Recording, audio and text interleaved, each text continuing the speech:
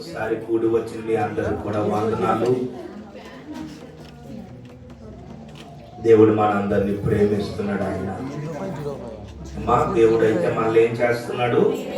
ప్రేమిస్తున్నాడు. దేవుని ప్రేమ ఉంది మన మీద.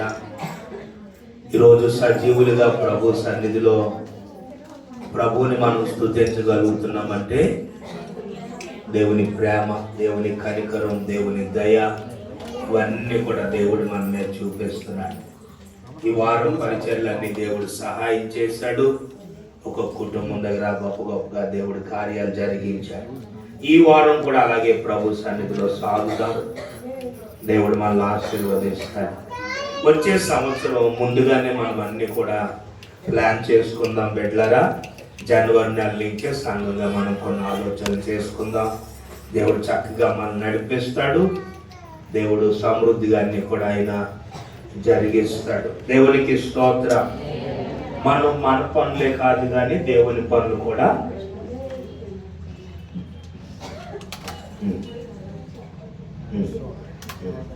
అమ్మగారు ఒక మాట జ్ఞాపకం చేస్తారు. అమ్మగారు హల్లెలూయా హల్లెలూయా హల్లెలూయా హల్లెలూయా హల్లెలూయా. దేవుని నామానికి మహిమ కలుగును గాక. పోయిన వారం అయ్యగారు ప్రార్థనకి వెళ్తుంటే లేచి పరిస్థితులు లేరు, అసలు లేవలేదు. ఇది ఎలా వచ్చారంటే దేవుని కృప. నిన్న మన అయ్యగారు కాలు నడక అయిపోయింది, నిలబడలేదు. దేవుని నామాన్ని మహిమ కలుగును గాక.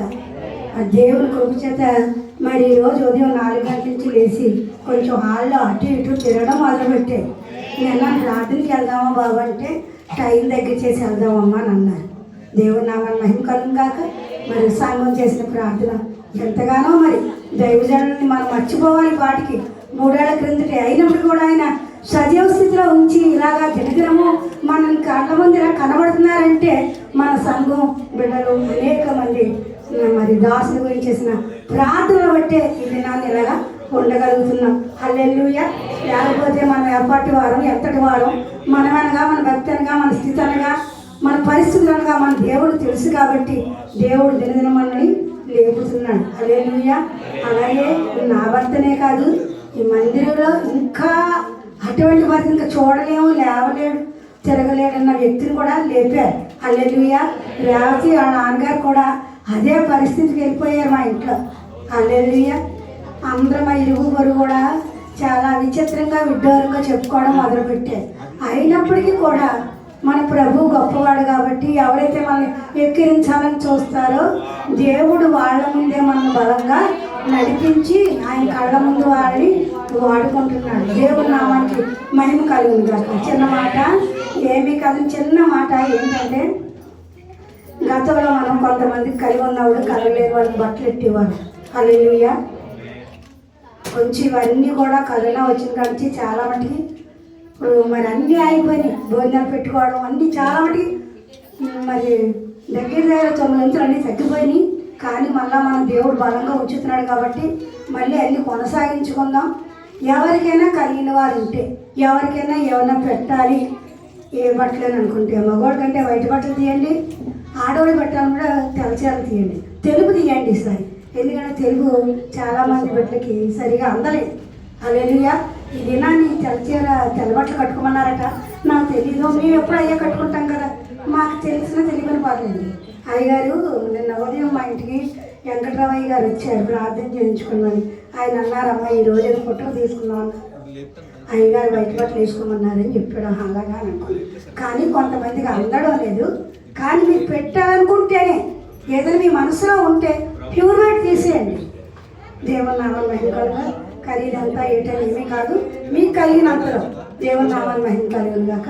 నా చిన్న మాట మీకు అంగీకారం అయితే మీకు కలిగితే అలా చేసుకోండి. హల్లెలూయా. క్రిస్మస్ అంటే దేవుని బిడ్డలారా ప్రేమను పంచుకోవటం, ఇంకా ప్రేమను చూపించాలి, ప్రేమను పంచాలి. దానికి వాక్యం ఏంటి? యోహాను సువార్త 3వ అధ్యాయం 16వ వచనం. దేవుడు లోకమును, అందుకే యేసు ఈ లోకానికి, అంటే ప్రేమే లేకపోతే మన మీద దేవునికి ప్రేమే లేకపోతే బయటన బిడ్డలో నాన్న కొంచెం కనబడిలాగా రండి, ఇటు రండి. ఆ దేవుని మీద ప్రేమే మనకి లేకపోతే యేసయ్య ఈ భూమి మీదకి రాలేడు ఆయన. సో ప్రేమ మనందరికి అవసరం. బైబిల్ చెప్తుంది ఒకరినొకరు ఏం చేయండి, ప్రేమించుకోండి ఒకరినొకరు, మనకున్న స్థాయిని బట్టి, మనకున్న సామర్థ్యాన్ని. రెండోది షేరింగ్, పంచుకోవడం. మనకి ఏదైనా ఉంటే రేపు మనకి 23వ తారీఖు మనం మాధవి సిస్టెంట్ దగ్గర ప్రార్థన అయిన తర్వాత సంఘబిడ్డలుగా మనందరం గృహాలకు మనం పాటలు పాడుకుంటూ వెళ్ళి ప్రార్థన చేస్తాం. 23 మర్చిపోకండి, మీకు జ్ఞాపకం చేస్తున్నాను. మీకు ఏది కలిగితే ఆ సమయానికి సిద్ధపరచండి. ఏమీ లేకపోయినా పర్లేదు, ప్రార్థన చేసి దీవించి వెళ్తాం. దేవుడు అంత మనల్ని తక్కువ చేసే దేవుడు అయినా కాదు. మీ యొక్క స్థాయిని బట్టి ప్రభు మీకు ఇచ్చి 23 రాత్రి మర్చిపోకండి. ఎందుకంటే 24 మరలా మనం ఎక్కడ గడుపుతాము, దేవుని సన్నిధిలో గడుపుతాం కనుక 23 మాధవి సిస్టర్ పెట్టుకున్నారు. ఆ మాటలు అది అయిన వెంటనే త్వరగానే క్లోజ్